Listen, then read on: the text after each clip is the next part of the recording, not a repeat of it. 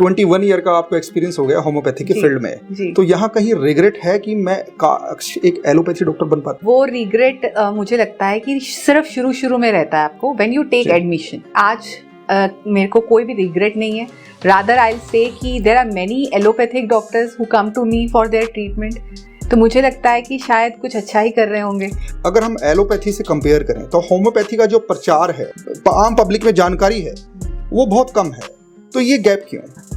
आज के टाइम के अंदर पीपल आर सो बिजी है ना, दैट दे डोंट प्रेफर कि भी हम इतने टाइम तक वेट करें कि हमारा इम्यून सिस्टम कब बैलेंस होगा और कब हम ठीक होंगे। दे प्रेफर कि एक टैबलेट ली और यू गेट रिलीफ, उसके बाद देखा जाए। यानी कि जब पेशेंट एक होम्योपैथिक डॉक्टर के पास आता है तो होम्योपैथिक डॉक्टर जब तक उसका कहानी नहीं सुनेगा, इमोशंस को अंडरस्टैंड नहीं करेगा और उसके पास्ट को अंडरस्टैंड नहीं करेगा कि पीछे से ये इंसान किस तरह के इमोशंस के साथ कनेक्ट होकर चलता है, तब तक ट्रीटमेंट पॉसिबल नहीं। राइट। दूसरों को समझने की जो कला है ना, वो with time and with experience ही आती है। तो होम्योपैथिक बालों को उगाने में कितने सक्सेसफुल? हेयर फॉल को ट्रीट किया जा सकता है। अगर हेयर फॉलिकल डैमेज नहीं हुआ है then yes we can help you reverse to a certain extent। एक बहुत बड़ा मिथ है कि होम्योपैथी बहुत स्लो एक्टिंग मेडिसिन है ना, लेकिन एक्यूट केसेस के अंदर जहां हम बात करें कि प्रॉब्लम अभी आई है 3-4 डेज में, immediately 1 dose can treat you. Second, homeopathic medicine बनती कहाँ से है? क्या सिर्फ अल्कोहल ही उसका आधार है, बेस है, या अदर चीजें भी उसमें इन्वॉल्व होती है? तो percentage of medicine and percentage of alcohol and के अंदर जो है वो मॉलिक्यूलर लेवल पे ही रह जाता है। स्नेक पॉइजन भी यूज होता है? बिल्कुल होता है सर।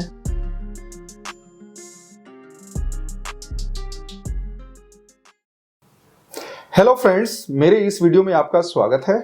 आज हमारे बीच हमारे जो गेस्ट हैं डॉक्टर चावला, ये एक होम्योपैथिक डॉक्टर हैं। होम्योपैथिक मेडिसिन को लेकर बहुत सारी भ्रांतियां, मिसअंडरस्टैंडिंग पब्लिक में हमेशा से रही हैं। होम्योपैथिक को एक सफ़ेद गोलियों वाली दवाई समझा जाता है कि सभी दवाइयां होम्योपैथी की सिमिलर होती हैं। होम्योपैथी दवाई कैसे बनती है, होम्योपैथी दवाइयां कैसे ट्रीट करती हैं, ये आज हम जानेंगे डॉक्टर शिल्पा से। डॉक्टर शिल्पा चावला के अनुभव 21 ईयर का एक्सपीरियंस इनके पास है होम्योपैथिक मेडिसिन में प्रैक्टिस का। इन्होंने रूरल एरियाज में भी काम किया है। डॉक्टर चावला को बुलाने का एक कारण है, मैं बताता हूं आपको। मैंने एक केस कंटेस्ट किया था होम्योपैथिक काउंसिल ऑफ इंडिया के अगेंस्ट, यानी कि homeopathic council of India was one of the party and homeopathic college was another party in that case. और जो मेरे क्लाइंट्स थे वो होम्योपैथिक स्टूडेंट्स थे, यानी कि जो ये homeopathic bachelor of homeopathic medicine जो कर रहे थे स्टूडेंट्स, उनकी तरफ से मैंने वो केस डाला था। ये केस एग्जामिनेशन से रिलेटेड था। इसमें फिजियोलॉजी एंड एनाटॉमी 2 सब्जेक्ट थे इस केस के अंदर इन्वॉल्व। उससे रिलेटेड एक कहानी थी, वो मैं कभी बाद में शेयर करूंगा आपसे। लेकिन जब ये केस मैंने हैंडल किया तो मुझे रियलाइज हुआ कि मुझे कोई पॉडकास्ट एक होम्योपैथी डॉक्टर के साथ करना चाहिए। तो इसलिए आज मैंने अपने बीच डॉक्टर शिल्पा चावला को बुलाया है, जो एक होम्योपैथी डॉक्टर हैं और अपने एक्सपीरियंस ये शेयर करेंगे। तो आज हम बात करते हैं डॉक्टर शिल्पा चावला से। नमस्कार मैम। नमस्कार जी। आपका जो होम्योपैथी एक्सपीरियंस है ट्रीटमेंट का, या आपकी जर्नी कैसे स्टार्ट हुई होम्योपैथी को, शुरू से बताइए आप हमारे दर्शकों को। देखिए, जब आप डिसाइड करते हैं कि हमें डॉक्टर बनना है तो आप पहले 10th के बाद +1 के अंदर साइंस स्ट्रीम लेते हैं, जिसमें आपको बायोलॉजी एज अ सब्जेक्ट रखना होता है। अलॉन्ग विद इट आपको फिजिक्स और केमिस्ट्री ये सब साथ में, यानी कि 11th-12th अगर साइंस स्ट्रीम से है जी, और बायोलॉजी उसमें वन ऑफ द सब्जेक्ट है जी, तो ही आप कोई स्टूडेंट जो है होम्योपैथिक जो ब्रांच है मेडिकल की, साइंस की, उसके लिए क्वालिफाई हो सकता है। जी जी जी जी। उसके बाद फिर आप +1 +2 मेडिकल से करने के बाद मिनिमम आपका जो सर्टेन क्वालिफिकेशन क्राइटेरिया होता है, विच इज 60% आपको उसमें अचीव करना जरूरी होता है।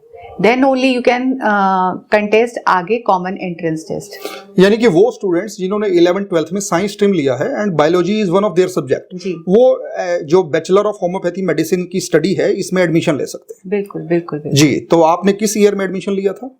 आई थिंक 99-2000 के अंदर 2000 में जी। तो आपकी शुरू से ही प्रेफरेंस होम्योपैथी डॉक्टर बनना था, या एलोपैथी पहली प्रेफरेंस थी और बाद में एडमिशन ना मिलने की वजह से फिर आप एज ए होम्योपैथी डॉक्टर बने? सर, ऐसा होता है कि every student wants to clear MBBS, ठीक है ना, कि और पेरेंट्स की एक्सपेक्टेशंस भी आपसे यही होती हैं।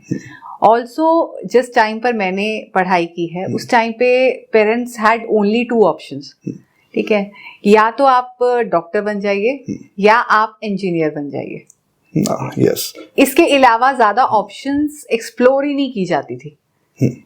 तो जब +2 के मैंने एग्जाम्स दिए तो उस ड्यूरेशन में I met with an accident.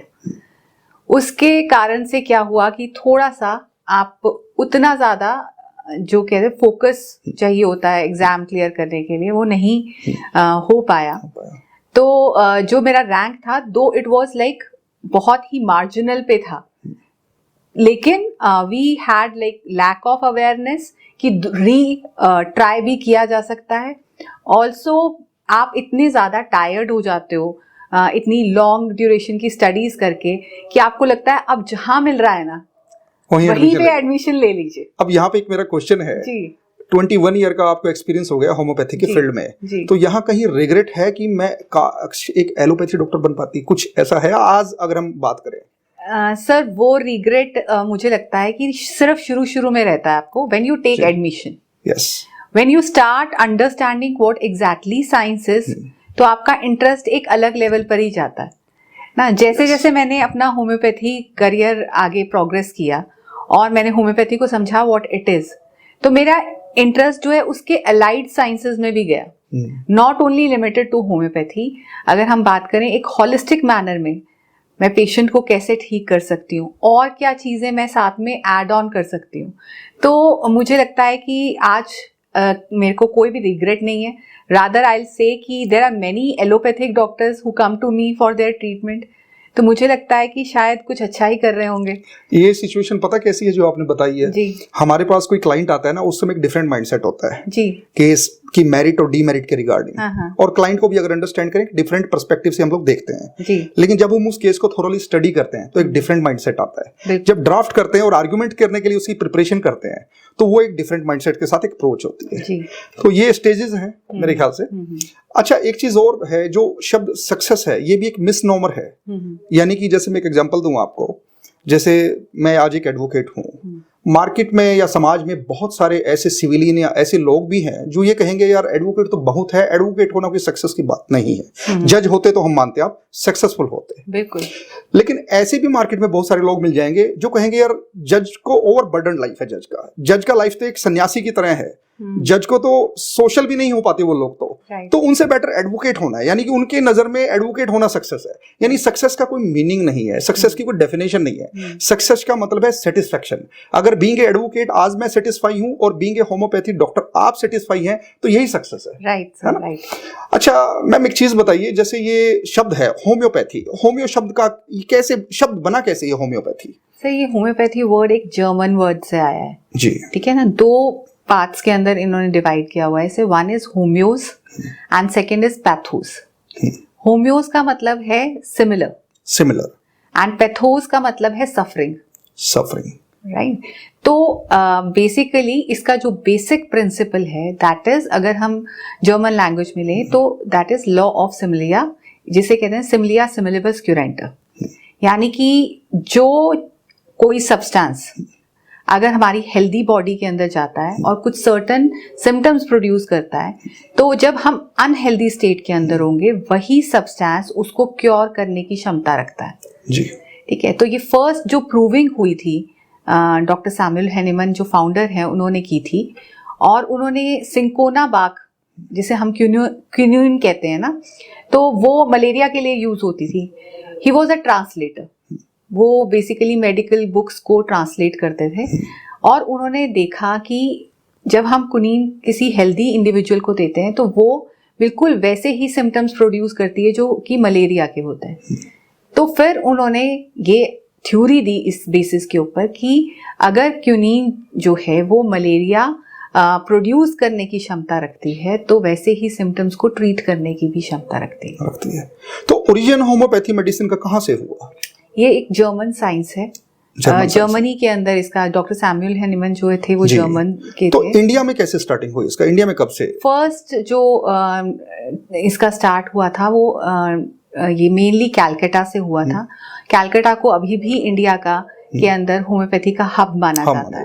तो आप वहाँ पर अगर आप जाएंगे तो यू विल फाइंड कि वहाँ पर इतने होम्योपैथिक डॉक्टर्स हैं और at every corner you will find a homeopath. और वहाँ पर अगर वहाँ से जो भी बंगालीज ज़्यादातर आते हैं, आप देखिएगा उनका जो रुझान है टुवर्ड्स होम्योपैथी बहुत ज़्यादा है।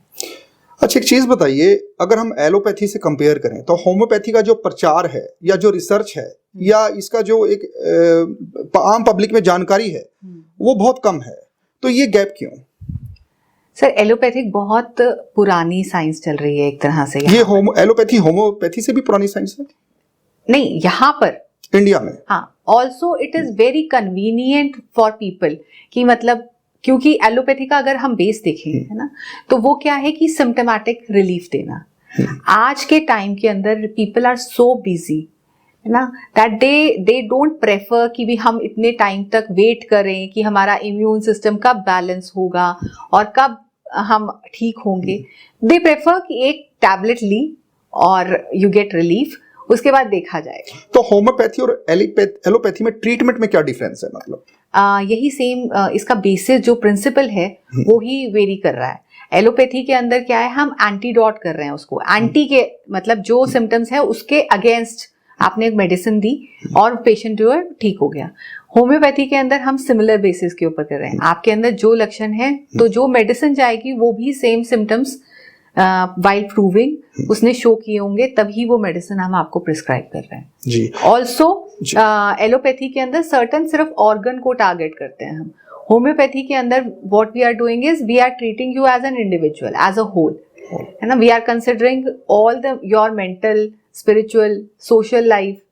अच्छा, ये होम्योपैथी के ट्रीटमेंट का पार्ट है? यस। थोड़ा सा इसको डिफाइन करेंगे? बिल्कुल। देखिए क्या है कि जब हम केस लेते हैं तो हम सारी आपकी जो कॉन्फ्लिक्ट्स हैं, आपकी प्रेजेंट लाइफ सिचुएशन है, उन सबको कंसिडर करते हैं, आपके बिहेवियर को स्टडी करते हैं। ऑल्सो अलॉन्ग विद इट आपकी लाइकिंग्स डिसलाइकिंग्स क्या है, स्लीप पैटर्न क्या है, तो ये आपका लाइफस्टाइल बताता है। तो हमें ऐसा लगता है कि जो डिजीज है वो प्रेजेंट मोमेंट आपका एनवायरनमेंट क्या है, उसके अलावा जब आप वूम्ब में थे मदर की ना, तो मदर के थॉट्स आप कैसे थे और आपने उसे कैसे परसीव किया, वो भी एक बहुत इंपॉर्टेंट। यानी कि आप जो बात कर रहे हैं सबकॉन्शियस माइंड की बात कर रहे हैं। जी जी जी। यानी कि जो हमारी बॉडी ने जन्म से कैरी करके लेके आई है सारा का सारा। यस। इंटरेस्टिंग। तो एक चीज बताइए, फिर क्या हम ये कह सकते हैं कि homeopathy is connected to psychology? It is very much connected. Rather, we are taking everything into consideration, not only psychology. यानी कि जब पेशेंट एक होम्योपैथिक डॉक्टर के पास आता है तो होम्योपैथिक डॉक्टर जब तक उसका कहानी नहीं सुनेगा, इमोशंस को अंडरस्टैंड नहीं करेगा और उसके पास्ट को अंडरस्टैंड नहीं करेगा कि पीछे से ये इंसान किस तरह के इमोशंस के साथ कनेक्ट होकर चलता है, तब तक ट्रीटमेंट पॉसिबल नहीं है। राइट। तो एक चीज बताइए, जो ये सिलेबाई है आपके जो बैचलर ऑफ होम्योपैथिक मेडिसिन के अंदर, तो वहां पर क्या कोई साइकोलॉजी या इमोशन से रिलेटेड, ह्यूमन इमोशन से डील करने वाला कोई सब्जेक्ट भी पढ़ाया जाता है? Sir, as it is psychology कोई सब्जेक्ट नहीं है पूरे करिकुलम में, लेकिन आप कहते हैं ना कि पढ़ाया तो बहुत कुछ चाहता है हमारे को, ठीक है, लेकिन when it comes for the application तो वो चीजें एंटायरली डिफरेंट हो जाती हैं, है ना। बुक के अंदर जो लिखा है और आपका एक्सपीरियंस जो कहता है उसमें बहुत वास्ट डिफरेंस होता है। yes. ठीक है, तो इसीलिए शायद जब इंटर्न्स चाहे वो आपकी लॉ प्रैक्टिस में हो या वो किसी भी फील्ड के अंदर हो, ठीक है, तो उनका एक्सपोजर कम होता है और उनकी नॉलेज, चाहे वो कितने ही इंटेलिजेंट, उन्होंने कितना ही स्कोर किया हो, लेकिन उनका जो नॉलेज होता है वो लिमिटेड होता है। आईक्यू कह लीजिए। आईक्यू इज समथिंग एल्स, ठीक है, लेकिन मैं ये कहूंगी कि उनका एक्सपोजर इतना नहीं हुआ होता, तो दूसरों को समझने की जो कला है ना, वो with time and with experience ही आती है। यानी कि जो ब्लैक लेटर्स की फॉर्म में बुक्स में पढ़ते हैं, उसके बाद कोई परसीव कैसे करता है चीजों को, और कैसे वो अप्लाई करता है प्रैक्टिकली, है ना, ये चीज आप ये देखिए ना कि गीता कई लोगों ने लिखी है, हाँ, ठीक है, इंसिडेंस तो वही था, यस, लेकिन सब इतनी बुक्स लिखी गई हैं तो परसेप्शन सबका अलग था। सबका अलग अलग था। जैसे मैं एक ना बताता हूँ, वकालत में भी हम क्या चीज देखते हैं, हमें जब कोर्ट केस आर्ग्यू करते हैं तो एक बेंच हमें बोलता है don't go here and there, come to the point, right, और एक बेंच बोलता है no no no don't jump, tell me one by one. Right. यानी कि एक जो जज साहब है या फिर बेंच है, जुडिशियल जो पर्सन है, वो कहता है कि आप डिटेल में बताइए, और एक कहता है कम टू द पॉइंट। तो ऐसे ही डॉक्टर्स में, जैसे कि अगर हर डॉक्टर कहानी सुनने लगे पेशेंट की, तो कितने पेशेंट देख पाएगा। फिर कहने यानी कि उस एंगल से अगर हम देखें तो नंबर ऑफ पेशेंट्स तो कम ही ट्रीट कर पाएगा अगर पूरे दिन में कहानियां सुनने लगा कोई डॉक्टर होम्योपैथिक की। सर कहानियां इतनी इम्पोर्टेंट नहीं है जी, ठीक है। जैसे सर्कमस्टांसेस काफी हद तक लोगों की लाइफ में सेम ही रहते हैं ठीक है, लेकिन उन्होंने उस चीज को परसीव कैसे किया ना, परसेप्शन इज इम्पोर्टेंट। अच्छा, आप लोग ये एग्जामिन करते हैं कि जो ये इंसान को डिजीज हुआ है, इसको मैट्रिमोनियल लाइफ में कोई सेटबैक लगा है, इसको करियर या प्रोफेशनल लाइफ में कोई सेटबैक लगा है, या फिर सोशली ये कहीं ना कहीं अपने आप को डिस्कनेक्ट कर पा रहा है, इसके पास फ्रेंड सर्कल नहीं है, तो कुछ ना कुछ चीज आप पकड़ते हैं जी, उस बैकग्राउंड के बेसिस पे वो डिजीज हुई है, ऐसा कुछ एग्जामिन जब हम करते हैं। हिस्ट्री लेते हैं ना जी, तो आप ये नोटिस करेंगे वन आफ्टर द अदर, चाहे कोई भी इंसिडेंस उनकी लाइफ में हो रहा है, हाँ, we try to find out what is the common thought process which goes among all the incidences which happened. क्योंकि जो कॉमन चीज है ना, जो परसेप्शन कॉमन चल रही है, वही उसे परेशान कर रही है। पर मैंने एक दो डॉक्टर होम्योपैथी के मेरी मुलाकात हुई है, उनको ऐसा भी देखा, वो कोई कहानी नहीं सुनते, वो कोई इमोशंस नहीं जानते, वो सिंपल ये पूछते हैं क्या बीमारी है, उनको बीमारी बताई जाती है, वो दवाई रिकमेंड कर देते हैं। तो इसमें ये कंट्राडिक्ट नहीं कर रही है आपकी अप्रोच से? सर क्या है कि होम्योपैथी को प्रैक्टिस करने के ना बहुत तरीके हैं ठीक है, डॉक्टर टू डॉक्टर वेरी करता है। सबसे पहले तो हमें ये समझने की जरूरत है, few people practice on basis of pathological symptoms ठीक है, सिर्फ पैथोलॉजी के बेसिस के ऊपर ही उनकी कमांड इतनी बन जाती है कि वो अच्छे से उस चीज के ऊपर ही मेडिसिन दे सकते हैं। कई लोग जो हैं वो सिर्फ पेटेंट्स के ऊपर प्रैक्टिस करते हैं। पेटेंट्स हमारे होम्योपैथी के अंदर होते हैं which are the combinations just like allopathy, they give you symptomatic relief but they don't talk about cure may और मे नॉट हैपन ठीक है। लेकिन जो एक्चुअल में राइट जिसे हम कहेंगे होम्योपैथी, क्लासिकल होम्योपैथी, जो डॉक्टर सैमुअल हेनीमैन ने कहा था उस टाइम पे, तो अगर आप उसके हिसाब से प्रैक्टिस करते हैं तो yes, case taking is a long procedure, आपको टाइम पेशेंट को देना पड़ेगा। आप एक दिन में फर्स्ट सिटिंग में when you are taking case, then also you can not be sure कि हमने जो भी ऑब्जर्वेशंस की हैं वो 100% करेक्ट है ठीक है। आपको सेकेंड फॉलोअप में बुलाना पड़ सकता है, थर्ड फॉलोअप में भी बुलाना पड़ सकता है, तो कई बार हमारे को सब्सिक्वेंट सिटिंग्स चाहिए होती हैं विद द पेशेंट। तो यहाँ पे मैं एक चीज बोलूंगा, अगर इस तरीके से आप अपने पेशेंट को ट्रीट कर रहे हैं ना, then you are doing service, right, you are not doing any profession, मतलब कि any corporate job, you are doing a service. देखिए मैं एक चीज बताता हूँ आपको, चाहे वो आपका मेडिकल प्रोफेशन है, चाहे हमारा लीगल प्रोफेशन है, ये सारे सर्विस में आते हैं। बिल्कुल, जैसे मैंने एस्ट्रोलॉजी में भी पढ़ा है, जो 6th हाउस होता है कुंडली का, वो सर्विस को डिनोट करता है। इवन ये सारी चीजें जो है आप पब्लिक को सर्व करते हैं किसी ना किसी तरीके से, ये बात बिल्कुल ठीक है। अच्छा एक चीज बताइए, जो होम्योपैथिक और एलोपैथी में, जैसे एलोपैथी में सर्जरी इन्वॉल्व होती है कुछ ट्रीटमेंट्स के अंदर, तो होम्योपैथी का तो सर्जरी से कोई लिंक नहीं है? सर होम्योपैथी के अंदर हमारे थर्ड ईयर के अंदर थर्ड जो प्रॉफ होता है उसके अंदर हमारे को सर्जरी एज अ सब्जेक्ट पढ़ाया जाता है। रीजन ये होता है कि you should know where surgery is indicated ठीक है। अगर हमें यही नहीं पता होगा कि इसका line of treatment ultimately surgery पे जाएगा, तो आप पेशेंट को फर्दर रेफर नहीं करेंगे। देयर आर मेनी डिजीजेस जो सर्जिकल इंटरवेंशन एलोपैथी में मांगती है, लेकिन होम्योपैथी उनको क्योर कर सकता है। उसमें से वन ऑफ द जो है क्राइटेरिया कह लो, स्टोन है, जैसे किडनी स्टोन है, यूट्राइन फाइब्रॉइड है, पीसीओडी है, या फिर आप वॉट्स हैं, स्मॉल कह लीजिए सर्जरीज पर, लेकिन इसमें सर्जरीज एलोपैथी कहता है कि सर्जिकल इंटरवेंशन चाहिए यहाँ पर। तो सर्जिकल इंटरवेंशन पे फिर आप उसे एलोपैथिक ट्रीटमेंट के लिए या सर्जरी के लिए रेकमेंड करते हैं, रेफर करते हैं? सर नहीं, वही मैं बता रही हूँ आपको, होम्योपैथी के अंदर जो माइनर चीजें हैं, कई बार माइनर सर्जिकल इंटरवेंशंस को वी कैन अवॉइड, जैसे फाइब्रॉइड है ना, या वॉट्स हैं, सिस्ट है, तो इनको हम अवॉइड कर सकते हैं। Lipomas even can be cured sometimes. तो लेकिन कुछ ऐसी केसेस होते हैं जहां पर पैथोलॉजी बहुत ज्यादा एडवांस कर गई है ठीक है। जैसे आप मान के चलिए कि कैंसरस कंडीशन है ठीक है, मेटास्टैटिक है वहां पर, तो आप वहां नहीं क्लेम कर सकते we are going to cure it ठीक है। आपको वहाँ रुकना पड़ेगा, आपको राइट गाइडेंस पेशेंट को देनी पड़ेगी, ठीक है। Yes, but there are few people who come to us and they tell us कि हम लोग नहीं जाना चाहते उस लाइन के अंदर, तो दे मेड देयर माइंड, लेकिन being doctor it is our duty कि हम उन्हें राइट गाइडेंस दें। यानी कि जब आपको लगता है कि सर्जिकल इंटरवेंशन रिक्वायर्ड है और मेजर सर्जरी रिक्वायर्ड है तो फिर आप रेफर कर देते हैं। जी, ठीक है। तो ये जो जर्नी है सारी की सारी, मतलब इसमें पैसे को कैसे इवेलुएट करती हैं आप? जैसे कुछ डॉक्टर्स हैं होम्योपैथिक के, वो एज ए ब्रांड बन जाते हैं जी। जैसे मैं आपको बताऊं, गंजापन को लेके आजकल बालों की समस्या बहुत ज्यादा चली हुई है। हर कोई चाहता है कि बाल्डनेस आ गई है या तो हेयर ट्रांसप्लांट करवाएं। तो होम्योपैथिक बालों को उगाने में कितने सक्सेसफुल है? हेयर ट्रांसप्लांट की तो हम बात, चलो वो सर्जिकल पार्ट है, लेकिन हम बाल्डनेस को दूर करने में होम्योपैथी कितने सक्सेसफुल है? सर, हेयर फॉल को ट्रीट किया जा सकता है। Alopecia areata which is an autoimmune disease, जिसमें सर्कुलर आप कॉइन शेप्ड बाल्डनेस होती है, तो उसको ट्रीट किया जा सकता है because that is a disease. But that is a part of skin disease, I think. Skin disease, yes. Skin and hair are considered to be one only, क्योंकि connective tissue involve है यहाँ पर।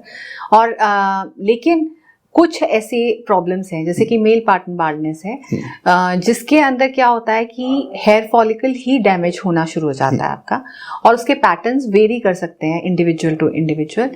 अगर hair follicle damage नहीं हुआ है then yes we can help you reverse to a certain extent, और we can like increase the span, कि जिसके अंदर आपके बाल थोड़ा जल्दी ना जाके थोड़ा डिले कर दें हम उसे, है ना।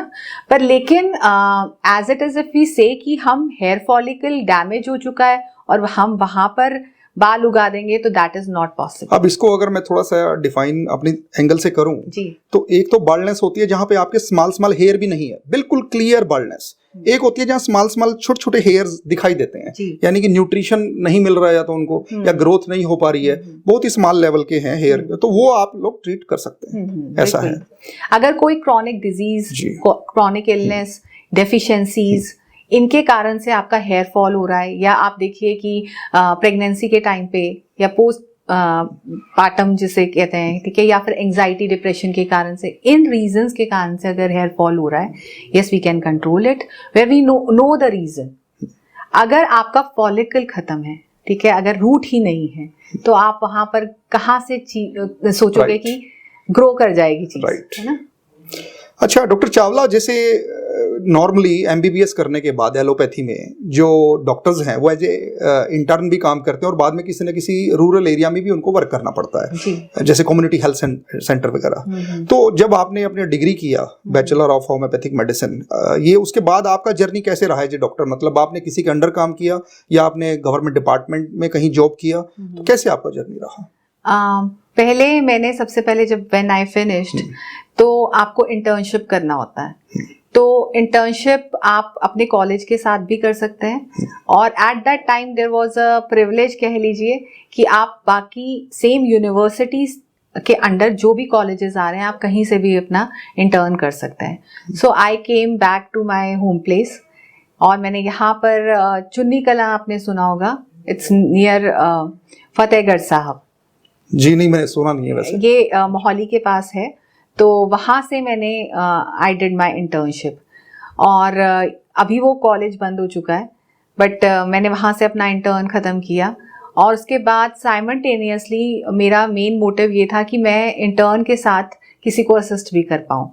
तो आई जॉइंड डॉक्टर कैस्ट्रो, जो कि ज्ञानी जैल सिंह, आपने नाम सुना होगा, है ना? सब वो बहुत वेल नोन नेम है। जी, उनके पर्सनल आप कह लीजिए ऑन पैनल डॉक्टर थे। और ऑल्सो जो उनका इंस्टीट्यूट था चुन्नी कला का, वो उधर उनको रिसर्च वर्क मिला हुआ था for cancer patients from PGI. So that was one of my main motive, कह लीजिए, कि मेरे को और लर्निंग के लिए मिलेगा। सो आई जॉइंड हिम, और मैंने उनको असिस्ट किया in writing books for homeopathy. Also जो भी मैंने आज सीखा है, from case taking to how to deal with the patient, how to guide patient, everything I owe to him. यानी कि गुरु से ही मिल जाए तो well begin is half done. बिल्कुल, ये आपके साथ हुआ? बिल्कुल। अच्छा डॉक्टर चावला, जैसे रूरल एरिया में भी आपका एक्सपीरियंस रहा? उसके बाद फिर मैंने एक प्राइवेट क्लिनिक के अंदर थोड़े टाइम जॉब करी. Then I joined with government of Haryana. उसके बाद से फिर मेरी प्रैक्टिस जो है वो रूरल एरिया के अंदर रही काफ़ी देर. और वहाँ पर नॉट ओनली आपको होम्योपैथी तक लिमिटेड रहना पड़ता है, आपको एक वास्ट एक्सपोजर मिलता है विद द कम्युनिटी के साथ. आपको बात करने के लिए, आपको सेशंस लगाने के लिए मिलते हैं. आप सिर्फ एक कन्फाइंड नहीं रह जाते एक सर्टन क्लिनिकल सेटअप के अंदर. आप बाहर जाते हैं, आप लोगों से बात करते हैं. एक्सपोजर बहुत ज़्यादा है, बिल्कुल. और अभी मैं साथ में in addition to medical officer with Haryana government मैं काम कर रही हूँ एज नोडल ऑफिसर राष्ट्रीय किशोर स्वास्थ्य कार्यक्रम इन हरियाणा. तो हाँ जी, तो also I am working as a master trainer for medical officers for the same programme. क्या बात है. ठीक है, तो मुझे लगता है कि yes, this job has given me so much exposure. और जितना आप सोशलाइज करते हो, जितना आपको एक्सपोजर मिलता है, उतना आप समझ पाते हो कि आप कितना अपनी पैथी के थ्रू लोगों को मदद कर पाएंगे. यानी कि अब आपको 21 ईयर के बाद लगता है कि my decision was right to choose this profession. Absolutely. And along with the allied sciences, I have gained like insight कि holistic manner में अगर आप बहुत ज़्यादा ट्रीट करना चाहते हैं पेशेंट को, तो आपको जितनी ज़्यादा नॉलेज गेन करनी पड़े आप allied sciences में करिए, so that you can help people more. अच्छा डॉक्टर चावला, एक बताइए, जैसे कि रूरल एरिया में जो लोग होते हैं उनको तो इतना अवेयरनेस नहीं है जी, तो वहाँ पे चैलेंज नहीं आया आपको होम्योपैथिक ट्रीटमेंट? बिल्कुल. I started this job in I think 2009 and मेरी फर्स्ट पोस्टिंग जो थी वो बहुत ही इंटीरियर्स के अंदर थी. तो वहाँ पर people were not aware about even word homeopathy. तो फिर कैसे डील? तो उनको लगता था कि एक आई है डॉक्टर जो कि देसी दवा देती है. और देन आई स्टार्टेड स्लोली कि एक किसी को कन्विंस कर लिया, या फिर मेरे साथ जो allopathic doctors who were working with me, they supported me well. उन्होंने देखा कि जो भी पेशेंट विजिट कर रहा है and they are getting result. So ऐसे कुछ केसेस जो वो ट्रीट नहीं कर पा रहे थे या उन्हें लग रहा था कि रिजल्ट्स नहीं हैं हमारे पास, they used to refer me. तो जब उधर रिजल्ट्स मिले तो माउथ टू माउथ पेशेंट में थोड़ा अवेयरनेस बढ़ा. ऑल्सो आउटडोर एक्टिविटीज सेशंस लगा के थोड़ा सा अवेयरनेस इंक्रीज किया. But still they are not very much, after so many years also they are not very much clear कि वॉट होम्योपैथी है अवेयरनेस. पर अभी भी मुझे वहाँ पे मीठी गोलियों वाली डॉक्टर ही बुलाया जाता है. अच्छा, उनको सभी गोलियां एक जैसी लगती हैं. बिल्कुल जी. तो मैं अपना खुद का बताता हूँ आपको. मेरा होम्योपैथिक मेडिसिन पे ना ज़्यादा ट्रस्ट कभी रहा नहीं पहले. तो एक बार मुझे स्टोन का प्रॉब्लम हुआ, बहुत ज़्यादा पेन था. तो मेरी मदर मुझसे कहने लगी कि होम्योपैथी में इसका ट्रीटमेंट है. तो तब मैंने कहा कि नहीं मामा, ये बहुत ज़्यादा पेन है तो होम्योपैथी ट्रीट करती होगी लेकिन पेन थोड़ी रिड्यूस कर पाएगी. लेकिन जब मैंने होम्योपैथिक मेडिसिन ली तो मेरा एक सिंगल डोज में ही पेन बिल्कुल रुक गया था, मैं आपको बताऊं. और बाद में मेरा स्टोन का जो बेसिकली जो ट्रीटमेंट था वो सक्सेसफुली हुआ. तो मुझे उस दिन से होम्योपैथी पे ट्रस्ट जो होने लगा. तो डॉक्टर चावला, नेक्स्ट ये बताइए आप हमारे दर्शकों को कि होम्योपैथिक मेडिसिन क्या है, कैसे बनती है और ये कितने दिन में ट्रीटमेंट मतलब इफेक्ट देना शुरू कर देती है बॉडी पे? एक बहुत बड़ा मिथ है कि होम्योपैथी बहुत स्लो एक्टिंग मेडिसिन है ना. दैट इज व्हाई आधे लोग तो पहले ही जो है ना वो एलोपैथी की तरफ डायरेक्शन ले लेते हैं. लेकिन एक्यूट केसेस के अंदर जहां हम बात करें कि प्रॉब्लम अभी आई है, 3-4 डेज हुए हैं, immediately one dose can treat you. Even कई बार फीवर जो है वो पैरासिटामोल से नहीं जा रहा होता, लेकिन होम्योपैथी से चला जाता है. नहीं, कितने दिनों में मतलब इसका इफेक्ट? इमीडिएटली. मैं वही चीज कह रही हूँ कि होम्योपैथी एक्यूट केस के अंदर इमीडिएटली रिलीफ दे सकती है आपको. दे सकती है. लेकिन when the disease is chronic, है ना, जब बहुत पुराना हो चुका है, सबसे बड़ी समस्या ये है कि लोग बहुत जगह से बिल्कुल जब मायूस हो जाते हैं then they come to homeopathy. This is right. ठीक है ना. तो हमारे लिए एक और बड़ा चैलेंज हो जाता है कि हम आपके डिजीज के सिम्टम्स भी हैं, प्लस जो आपने ट्रायल्स किए हैं उनके एडिशनल साइड इफेक्ट्स भी हैं. तो हमें पहले एक्चुअल डिजीज पिक्चर के ऊपर आना पड़ेगा. फिर उसके बाद हमारे को जब वो क्लियर पिक्चर मिलेगी उसके बाद वी start like ना treating you.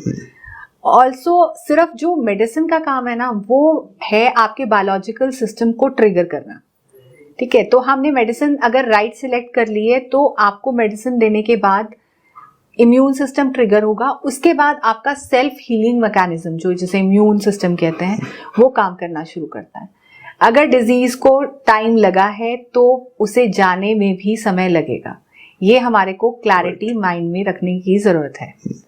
जैसे मैं आजकल देखा गया है कि after 40 years of age majority of people को ब्लड प्रेशर का प्रॉब्लम होता है, तो ब्लड प्रेशर में ये आपका जो होम्योपैथिक मेडिसिन है कैसे सक्सेसफुल है और कैसे ये ट्रीटमेंट करता है? देखिए, ब्लड प्रेशर इंक्रीज करने के ना बहुत सारे कारण हैं, सिर्फ हार्ट के साथ रिलेटेड नहीं है। अगर लीवर के अंदर कोई इशू है देन ऑल्सो आपको हाइपरटेंशन हो सकती है। अगर किडनी के अंदर कोई इशू है देन ऑल्सो, अगर आपको साइकोलॉजिकल स्ट्रेस है देन ऑल्सो। तो finding out what the exact reason is, उस कॉज को जब हम टारगेट करेंगे देन इट इज ट्रीटेबल। क्योंकि एलोपैथी में तो लाइफ टाइम मेडिसिन है कि आप पूरी उम्र मेडिसिन लीजिए, या डायबिटिक में भी आप पूरी लाइफ टाइम मेडिसिन लीजिए, तो होम्योपैथी इसके साइड इफेक्ट भी नहीं है। सर ऐसा है कि अगर आप ऑलरेडी मेडिसिन ले रहे हैं allopathy and it's been a very long period, ठीक है, तो उसे 100% रिवर्स करना समटाइम्स इज डिफिकल्ट जी, ठीक है। लेकिन क्योंकि अगर पैथोलॉजिकल चेंजेस आ चुके हैं आपके, तो कई फाइब्रोसिस हो गया है सपोज लीवर के अंदर, तो उसको रिवर्स करना कई बार डिफिकल्ट हो जाता है। तो हमारे को पहले ये देखना है कि वो रिवर्सिबल है या नहीं रिवर्सिबल है। अगर रिवर्सिबल है तो फिर हम राइट रेमेडी से उसे ठीक कर सकते हैं। अगर रिवर्सिबल नहीं है तो हम उसे सपोर्टिव मेडिसिन के थ्रू, आप जो मेडिकेशन ले रहे हैं उसके इन एडिशन वी कैन मतलब एज अ सपोर्टिव थेरेपी हम आप ले सकते हैं इसको, और वो आपको हेल्प कर सकता है जी। तो ये जो क्रोनिक डिजीज है जैसे एड्स है, कैंसर है, इसमें होम्योपैथी का कंट्रीब्यूशन है ठीक करने में? सर ठीक तो नहीं कह सकते, क्योंकि पैथोलॉजी फिर अगेन बहुत ज़्यादा एडवांस कर चुकी है। मेटास्टेसिस के अंदर क्या होता है कि राइट रेमेडी अगर आपकी सिलेक्ट नहीं हुई, ठीक है, अगर आप कॉन्स्टिट्यूशनल रेमेडी दे रहे हैं तो वो मल्टीप्लिकेशन इंक्रीज भी कर सकती। जैसे कैंसर भी तो बहुत तरह के है ना? बिल्कुल जी। मैं मेरे फादर का इंसिडेंट बताता हूँ आपको। मेरे फादर को स्मॉल सेल कार्सिनोमा हुआ था, लंग्स का कैंसर बोलते हैं। बिल्कुल, मेजोरिटी ये जो कैंसर है स्मोकर्स को होता है।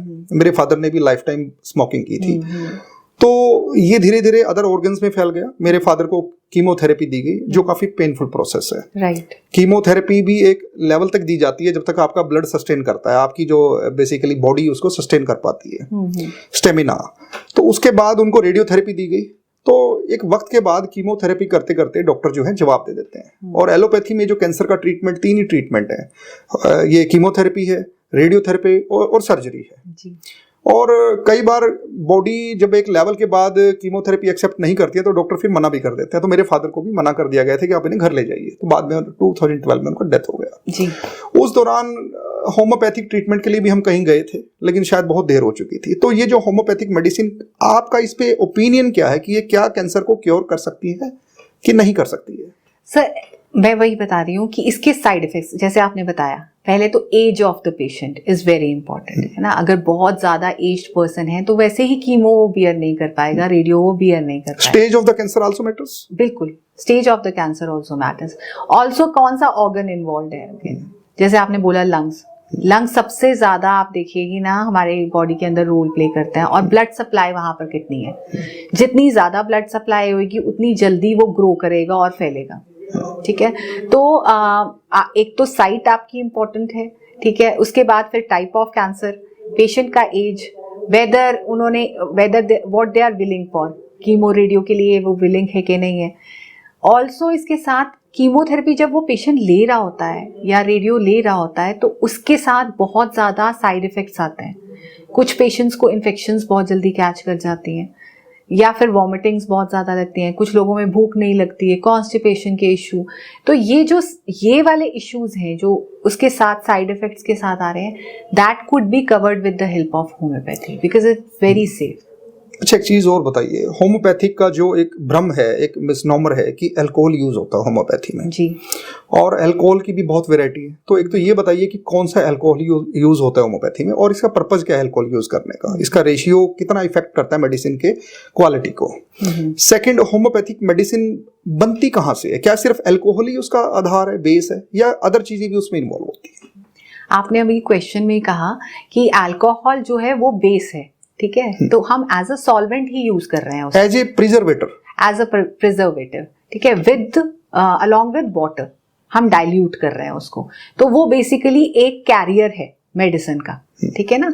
तो किसी भी कोई भी हम दवाई बनाते हैं या कोई भी हम जो बॉटल चीज लेते हैं उसको प्रिजर्व करने के लिए हमें कोई ना कोई सब्सटेंस यूज करना तो यहाँ पे अल्कोहल यूज होता है, इसमें अल्कोहल यूज कर रहे हैं। लेकिन जैसे जैसे हम पावर ऑफ मेडिसिन बढ़ाते रहते हैं, ठीक है, पावर से मेरा मतलब है पोटेंसी, ठीक है, तो इसका डाइल्यूशन होता चला जाता है। तो percentage of medicine and percentage of alcohol and के अंदर जो है वो मॉलिक्यूलर लेवल पे ही रह जाता है। तो इसीलिए जो कुछ लोग स्केप्टिकल हैं कि हमें अल्कोहल है यूज करनी चाहिए कि नहीं करनी चाहिए, तो एक तो इंटॉक्सिकेशन नहीं करता, इतना परसेंटेज नहीं है। दूसरा ये कि it is very safe for liver patients, क्योंकि लीवर में वैसे हम कहते हैं कि अल्कोहल नहीं कंज्यूम करना है, लेकिन ये मेडिसिन सेफ है उनके लिए, ब्रेस्ट फीडिंग मदर्स के लिए और प्रेग्नेंट, इन्हीं में मना किया जाता है। लेकिन अगर हम ये मेडिसिन सेफली दे रहे हैं तो आप सोच सकते हैं कि परसेंटेज निग्लिजिबल है। अच्छा, एक होम्योपैथिक मेडिसिन बनती कैसे है? एक्चुअली सब्सटेंस क्या यूज होता है उनमें? देखिए, इसके अंदर सोर्सेज कई हैं, सिर्फ प्लांट किंगडम से नहीं लेते हम मेडिसिन। प्लांट है, मिनरल है, एनिमल है, देन वी ऑल्सो यूज कई बार कुछ ऐसे जैसे कि जो बीमारी कर रहे हैं उन्हीं से हम सेल से एक्सट्रैक्ट निकाल लें जी, ठीक है, उन्हें हम नोजोड्स की कैटेगरी में रखते हैं। स्नेक पॉइजन भी यूज होता है? बिल्कुल होता है सर, ठीक है। वी यूज जैसे हम मेडिसिन कहते हैं, सुरुकुकु स्नेक से बनती है, लेकेसिस, तो यस वेनम यूज होता है स्नेक का भी। हाँ जी। तो जो हमारे जो ये हर्बल प्लांट्स हैं, तुलसी है जैसे हर घर में मिलती है, इन चीजों का भी यूज होता है? ऑसमम कैनम करके एक मेडिसिन आती है तुलसी के लिए, तो वो एंटीवायरल की तरह यूज होती है। ऑल्सो अगर कफ कोल्ड है तो that can be used in general. तो जब हम गायनी की बात करते हैं, फीमेल्स की बात करते हैं, तो फीमेल्स की जो डिजीज हैं, चाहे वो थायराइड से रिलेटेड है, चाहे वो पीरियड से रिलेटेड है, या सिस्ट से रिलेटेड है, या और भी आप जानते होंगे, तो वहाँ कितना सक्सेसफुल है होम्योपैथिक ट्रीटमेंट? देखिए, मुझे लगता है कि फीमेल्स जो है ना वो ज़्यादा प्रेफर कर रही हैं आजकल होम्योपैथी को। रीज़न बीइंग कि जो लाइफस्टाइल डिसऑर्डर्स आज के टाइम में हो रहे हैं ना, वो क्यों हो रहे हैं? Because of excessive use of chemicals in form of anything. आप चाहे वो खाना भी खा रहे हैं ना, यानी कि बेसिकली हम कहें तो लाइफस्टाइल डिजीज, बिल्कुल पेस्टिसाइड्स हैं उसके अंदर, हम जो खाना खा रहे हैं, पैक्ड मटेरियल ले रहे हैं तो उसके अंदर प्रेजर्वेटिव्स बहुत ज्यादा आ रहे हैं। इन सब चीजों का इम्पैक्ट क्या हो रहा है हमारी बॉडी के ऊपर कि हमारे बॉडी के हार्मोन्स, फीमेल स्पेशली बहुत सेंसिटिव हार्मोन्स होते हैं, तो वो बहुत जल्दी इम्पैक्ट हो जाते हैं। उसके कारण से प्रॉब्लम्स जो सी है वो ज्यादा बढ़ रही हैं। जैसे आपने बात करी अभी सिस्ट की, तो पॉलीसिस्टिक ओवेरियन डिजीज है, फाइब्रॉइड है, या फिर अगर हम मैटरनल के टाइम पर देखें हाइपर एमेसिस ग्रेविडेरम है, एसिडिटी के इश्यूज हो जाते हैं, या इवन ब्रीच प्रेजेंटेशन के लिए we have medicine. Breast feeding time के अंदर जो इश्यूज आते हैं उनके लिए मेडिसिन हैं। तो ओवरऑल देखा जाए at every stage what a female is going through, चाहे वो मीनोपॉज हो, चाहे प्यूबर्टिक एज की कोई इश्यूज हैं, हर स्टेज के लिए वी हैव रेमेडीज। आप फर्स्ट जनरेशन डॉक्टर हैं फैमिली में? बिल्कुल जी, बिल्कुल। तो being a first generation doctor, क्या क्या चैलेंजेस आपने फेस किए? देखिए कि सबसे ज्यादा मुझे लगता है कि जो चीज आप, अगर आपके पहले कोई बेस हो ना, तो जो चीज आप बहुत अर्ली स्टेज पे अचीव कर सकते हैं उसको और जान सकते हैं इवन, हाँ जी, जान सकते हैं, क्योंकि एक्सपोजर जल्दी हो जाता है अगर आपके फैमिली के अंदर वो चीज चलती आ रही है ना, तो उसको आपको समझने में और इम्प्लीमेंट करने में बहुत ज्यादा टाइम चला जाता है जी ना, और आप अपने पर्सनल एक्सपीरियंसेस से ही सीख रहे हैं जो सीख रहे हैं, ठीक है ना। तो मुझे लगता है कि वो टाइम एक जो जल्दी आप कर सकते थे वो आपको लेट अचीव हो रहा है, चाहे वो पेशेंट को क्योर करने वाले कला हो आपके लिए, या अदरवाइज आप मॉनेटरी लेवल्स के अंदर भी अगर देखें। तो ये आपने डिग्री कहाँ से किया था? मैंने बाबा फरीद यूनिवर्सिटी से किया है और होम्योपैथिक मेडिकल कॉलेज अबोहर से, काफ़ी अच्छा कॉलेज है। ऑलमोस्ट कितने पेशेंट आपने ट्रीट किए होंगे आज तक? आज तक आई थिंक मेरी ओपीडी अगर आप देखें जो गवर्नमेंट सेक्टर के अंदर है, दैट इज पर डे मेरे पास मोर देन 100 पेशेंट्स आते हैं। तो मैं आप देखिए कि लास्ट 21 ईयर्स से ट्रीट कर रही हूँ, तो कितना ज़्यादा रेट होगा। एग्जैक्ट फिगर बताना डिफिकल्ट होगा। It is very difficult. अच्छा, जैसे एलोपैथी के बड़े बड़े हॉस्पिटल्स हमें देखने को मिलते हैं, प्राइवेट चेन्स हैं इवन हॉस्पिटल्स की, तो होम्योपैथी में भी ऐसा कहीं देखा है आपने? जी बिल्कुल। आजकल देखिए हर जगह पर वो कॉर्पोरेट सेक्टर का टाइम आ चुका है और यस एस्टेब्लिशमेंट हो रही है, लेकिन वो सब प्राइवेट लेवल पे हो रहा है। प्राइवेट लेवल मैं उस दिन सक्सेसफुल समझूंगी इस साइंस को जिस दिन गवर्नमेंट इंस्टीट्यूट्स के अंदर ना इतने ही लेवल के ऊपर काम चलेगा और रिसर्च होगी। अच्छा, एक चीज बताइए, जैसे एलोपैथी की जो बड़े बड़े हॉस्पिटल्स हैं वहां पे एक तो इमरजेंसी होती है, आईसीयू होता है, इंटेंसिव क्रिटिकल यूनिट, तो ऐसा होम्योपैथिक हॉस्पिटल्स में भी ये चीजें इसी तरीके से होती हैं? इमरजेंसी वार्ड अलग है, आईसीयू अलग है, ये चीजें वहां भी? ओपीडीज होती हैं, आईपीडी भी होती है, पर जितने भी मैंने हॉस्पिटल्स देखे हैं अभी तक वहां पर आईपीडी इतनी ज्यादा नहीं है। ठीक है, लेकिन आपको एक्सपोजर जो मिलता है, ये सारे जितने भी कॉलेजेस हैं, इंस्टीट्यूट्स हैं, ये डायरेक्ट गवर्नमेंट हॉस्पिटल के साथ कनेक्ट करते हैं। तो जो भी लोकल एरिया के अंदर गवर्नमेंट हॉस्पिटल चल रहा होता है वहाँ पर आपकी ड्यूटीज़ लगाई जाती हैं ताकि आप हर सिस्टम जो है या हर ब्रांच जो है उसके अंदर एक्सपोजर ले सकें। जब एमबीबीएस स्टूडेंट अपनी पढ़ाई करता है तो उनको एक डेड बॉडी अवेलेबल करवाई जाती है, आई थिंक या तो सेकंड ईयर में करवाई जाती है, वहाँ से एनाटॉमी सब्जेक्ट उनको पढ़ाया जाता है। तो आप लोगों की एजुकेशन में जो homeopathic bachelor of homeopathic medicine है, इसमें भी कोई डेड बॉडी आपको अवेलेबल करवाई जाती है ताकि आप लोग प्रैक्टिकली सीख पाएं? जैसे आपने अभी ना सब्जेक्ट का नाम लिया एनाटमी, तो this is the very much basis. अगर आपको बॉडी का सिस्टम ही नहीं समझ आएगा ना, तो एनाटमी बेसिकली हमें बताती है कौन सा ऑर्गन कहाँ है। ठीक है, there is a subject called physiology, वो बताती है कि कैसे ये हमारे ऑर्गन्स फंक्शन कर रहे हैं। These two are the basis.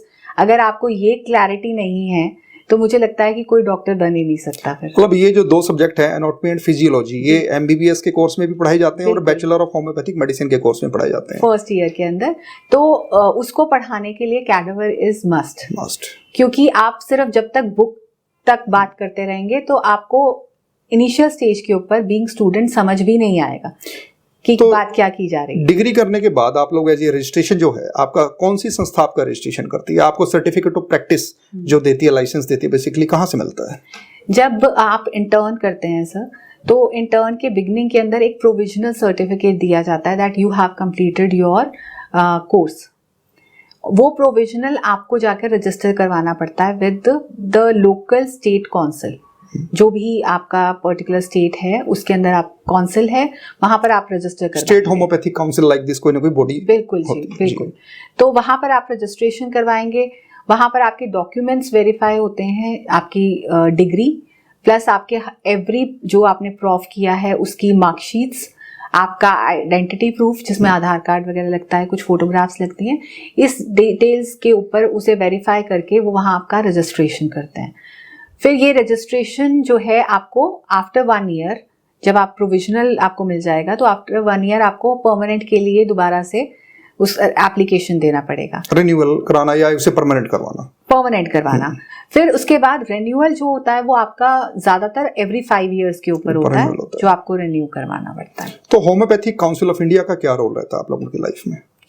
Basically ये रजिस्ट्रेशन करती है और ये चेक करती है कि इफ कोई इलीगल प्रैक्टिस तो नहीं कर रहा है कहीं पर, अनएथिकल, हाँ अनएथिकल कह सकते हैं, ठीक है, और या कोई क्वैक्स इस तरह से हैं जो जिनके पास रजिस्ट्रेशन नहीं है बट दे आर वो प्रैक्टिस कर रहे हैं, या फिर आप जिस फील्ड में हैं उससे अलग कुछ प्रैक्टिस तो नहीं कर रहे हैं। होम्योपैथिक काउंसिल ऑफ इंडिया का नाम अभी बदलकर national commission for homeopathic, I think ऐसा कुछ रख दिया गया है। वो सेंट्रल काउंसिल ऑफ होम्योपैथी का किया गया है sir. State homeopathy still exist कर रही है, होम्योपैथिक काउंसिल, लेकिन जो नेशनल लेवल के ऊपर थी, सेंट्रल लेवल के ऊपर थी, वो डिसॉल्व कर दी गई है अभी। डिसॉल्व करने का मेन रीज़न था कि वो सिर्फ रजिस्ट्रेशंस देखती थी और प्लस जो कॉलेजेस थे उनको उनके लिए एक क्राइटेरियाज डिसाइड करती थी, विच वाज फाउंड कि बहुत ज़्यादा सफिशिएंट नहीं है, तो उसको चेंज करके अब नेशनल कमीशन बना दिया गया है।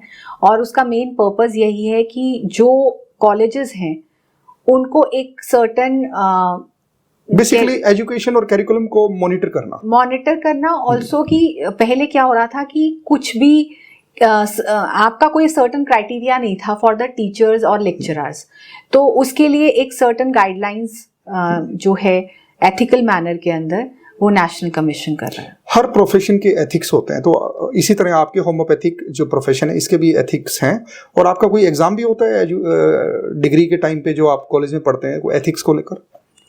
एथिक्स एज इट इज तो नहीं कह सकते हैं हम, लेकिन प्रैक्टिस करने के लिए there is a subject guidelines जो डॉक्टर सैमुअल हैनीमैन ने दी थी।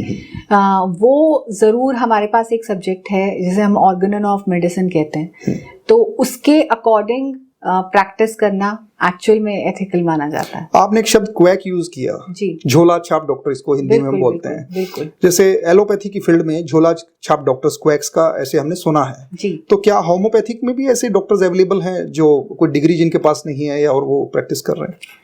अर्लियर क्या था कि इसके लिए कोई डिग्री नहीं रिक्वायर्ड होती थी, और पहले डिप्लोमा था, इससे पहले डिग्री से पहले सिर्फ आप एक डिप्लोमा करते थे और आपको प्रैक्टिस करने का राइट मिल जाता था। और उससे पहले ऐसा भी था कि सर्टेन बुक्स पढ़कर ही कुछ लोग प्रैक्टिस करते थे, तो उनको हम RMPs में रखते थे, उन्हें क्वैक्स में नहीं कह सकते। क्वैक्स में उनको कहूंगी कि जो पढ़े लिखे हैं लेकिन एथिकल मैनर के अंदर प्रैक्टिस नहीं कर रहे हैं। मैंने कभी किसी के ना बेल करवाई थी जी, और जब मैंने उनको एक्सपीरियंस सुना एज ए डॉक्टर, मैं आपको बताऊं, he was a quack basically, मैं नाम नहीं लूंगा। उन्होंने 15 इयर्स तक ऑपरेशन थिएटर्स में डॉक्टर के हेल्प की एज ए असिस्टेंट जी, और इन 15 सालों में उन्होंने ऑपरेशन करना सीख लिया जी, और वो 8वीं या 10वीं पास ही थे सिर्फ। और जब वो एक वक्त के बाद उन्होंने अपने एक रूरल एरिया में अपना क्लिनिक ओपन कर दिया और वो सर्जरीज भी करते थे जी। खैर वो एक डिफरेंट चीज़ है कि वो केस क्या था, उसकी कहानी क्या थी, वो एक अलग है। तो ऐसे मेरी भी जिंदगी में एक क्वैक से मुलाकात हुई थी। देखिए इंडिया है, यहाँ पर हर चीज़ पॉसिबल है जी। अच्छा डॉक्टर शिल्पा, आपने बहुत कुछ बताया, डिफरेंट एरियाज को टच किया, तो आप कोई जो यूथ है जो मेडिकल लाइन से जुड़े हुए हैं, चाहे वो स्टूडेंट्स हैं, चाहे अभी 11th 12th में पढ़ रहे हैं और आगे कोई ना कोई मेडिकल लाइन चूज करना चाहते हैं, उनके लिए कोई मैसेज? मैं यही कहूँगी कि whatever you want to achieve and what you have achieved, उसी के अंदर अगर आप अपना 100% दे पाएं तो उससे बेस्ट सक्सेस का कोई मायना नहीं होता। तो रिग्रेट्स में नहीं जीना चाहिए इंसान को, और हमेशा ये देखना चाहिए व्हाट दे हैव, है ना, और उसी के अंदर अपना 100% और बेस्ट करना चाहिए। डॉक्टर शिल्पा, आपका बहुत बहुत शुक्रिया, आज आपने हमें ज्वाइन किया। My pleasure sir. हाँ जी, thank you very much. Okay ji.